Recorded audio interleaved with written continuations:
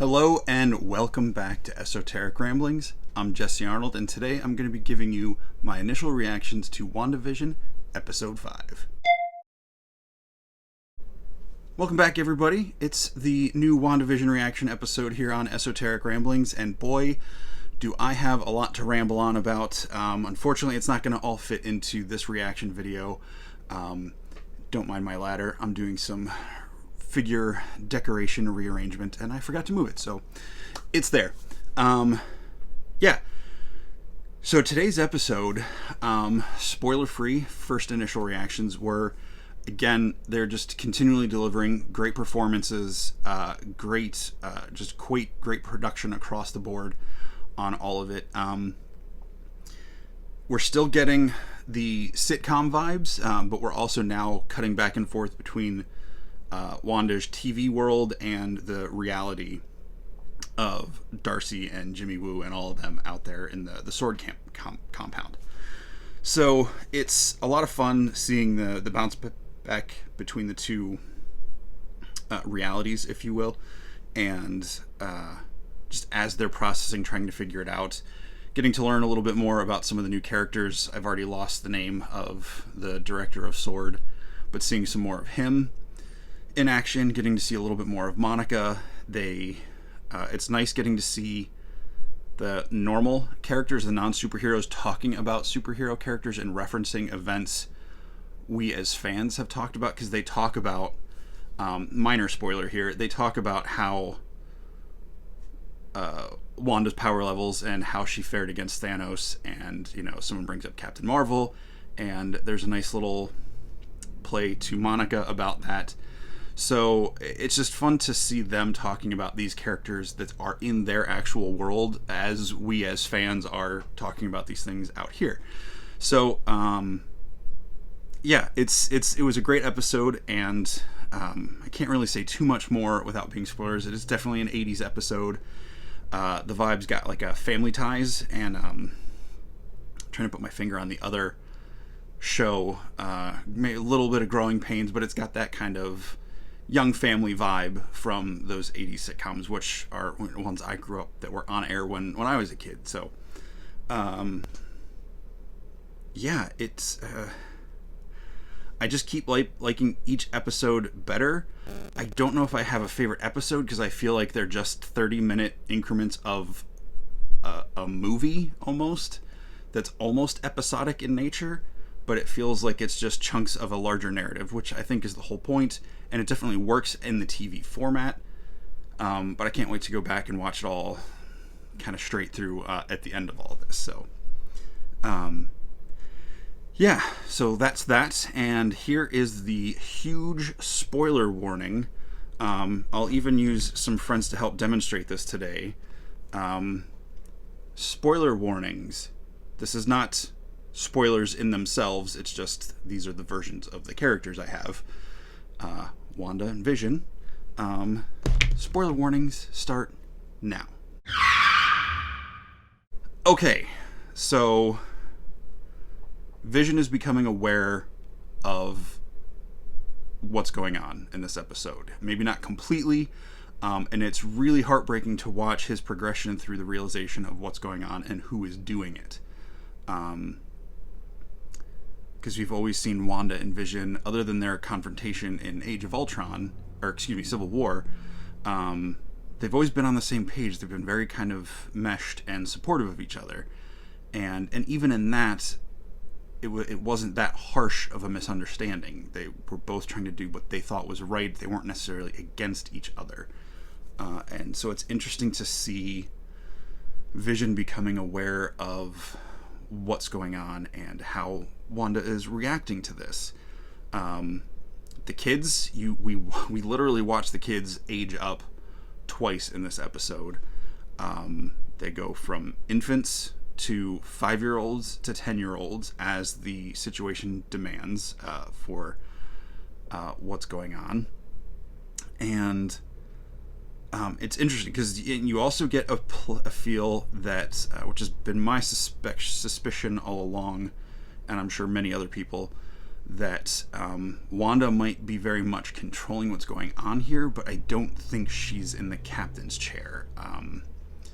Or at least she might be in the captain's chair, but someone else set all this up or is somehow manipulating her, maybe not directly through mind control, but like some sort of emotional manipulation or something to do this, and just staging pieces to have her react in the way she's reacting and doing the things she's doing.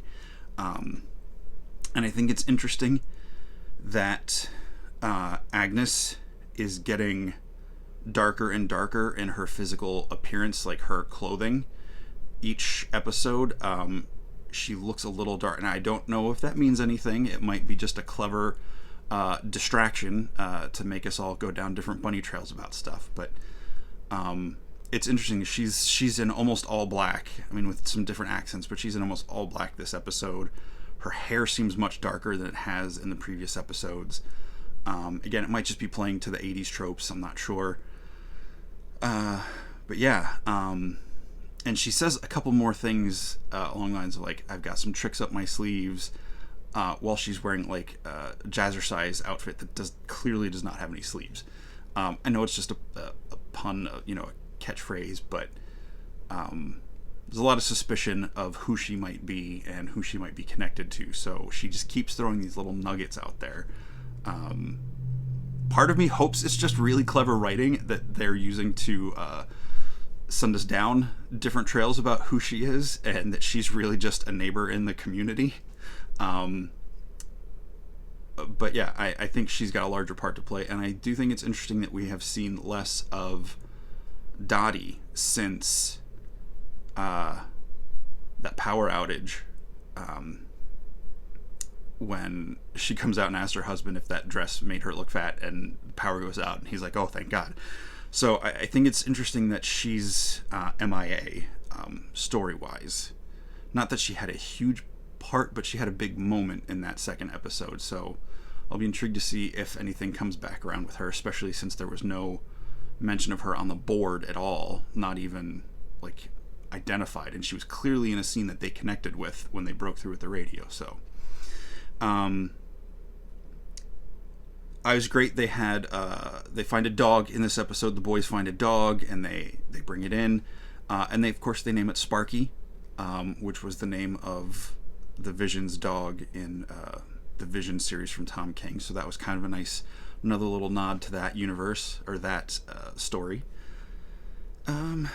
Yeah, I'm trying to think what else I can get to before I get to the big deal, which I really want to talk about, and I'm probably going to have to do a whole separate video about this somewhere else. But the big reveal, I've seen on some social media posts this week from the actors in the show, that there was going to be a Luke Skywalker-like moment in the show. I didn't realize it was meant to be this episode. So this is a big spoiler warning. This is the end of the episode, huge spoiler warning. So if you don't want to know who the guest star is, the guest appearance, stop watching now. This is the last warning.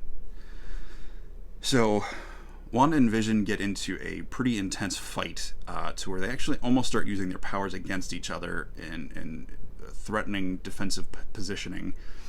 And I'm going to backtrack a little bit. One of the coolest moments in this episode, I thought, is Wanda breaks out of the barricade and she comes and addresses Sword face on to the director, to Monica, to everybody.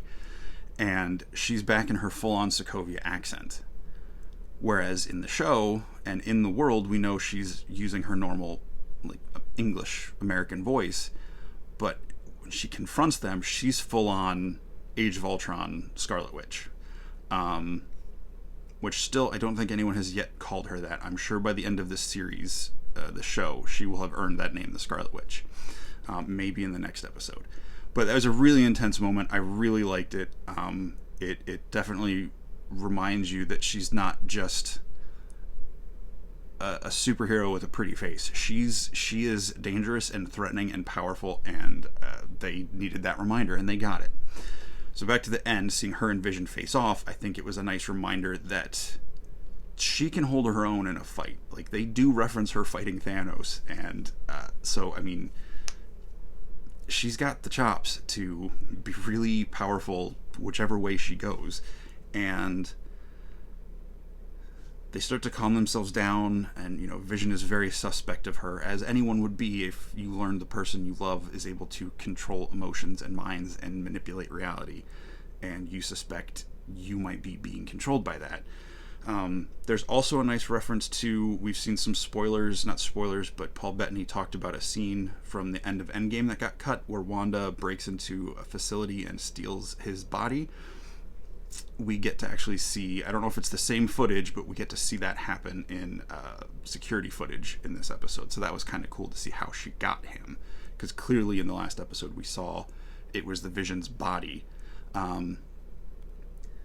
The big reveal is the guest star at the end. They had been referencing Wanda's brother pretty heavily this episode, and in the door, bell rings at the end, and she goes to knock on the door, and it cuts back, she gasps, and it cuts back, and you see a man standing there with dark hair with like the gray streaks, the frosted tips, that looks very much like Pietro, her brother from Age of Ultron. And then the camera cuts to the front to see him face on, and it's Quicksilver from the X-Men movies.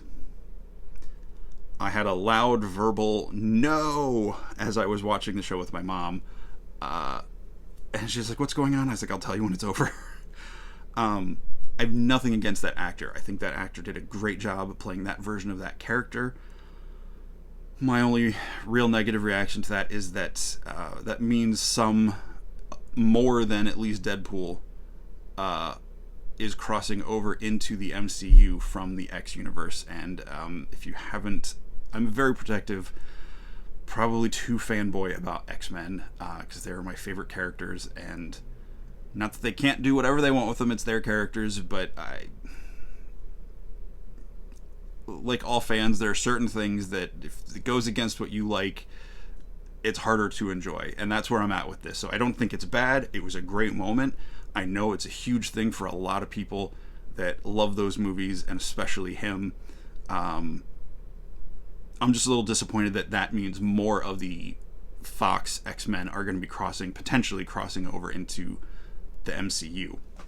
We'll see what happens. That could be completely wrong. This could be a very specific reason they used him, probably because the MCU version of Quicksilver is dead, and they're not resurrecting dead people at this point. So yeah, it is exciting though, because there's so many possibilities now. It makes whatever's going to happen in Spider-Man, since they, are potentially bringing in rumors of older Spider-Man back into it, even if it's just a cameo. That we know Doctor Strange in the Multiverse of Madness is being worked on, and that Wanda's a big part of that. I'm starting to think if maybe she might be the threat in that movie, and she's opening portals to other realities somehow. I don't know. Or if it's whoever's controlling her, or set this whole scenario up in Westview. So there it is. I'll do a whole rant on X-Men in another video. That's it for today. It's a great episode. Like I said, I love it. I keep coming back every week and enjoying more and more and more of what they're doing. And yeah, that's it. So thanks for watching. Give me a like, give me a subscribe if you're enjoying this stuff. What are your comments? Don't post spoilers in the comments below, please. But yeah, let me know your thoughts that are non-spoilery, and I'll catch you guys later. Have a great day.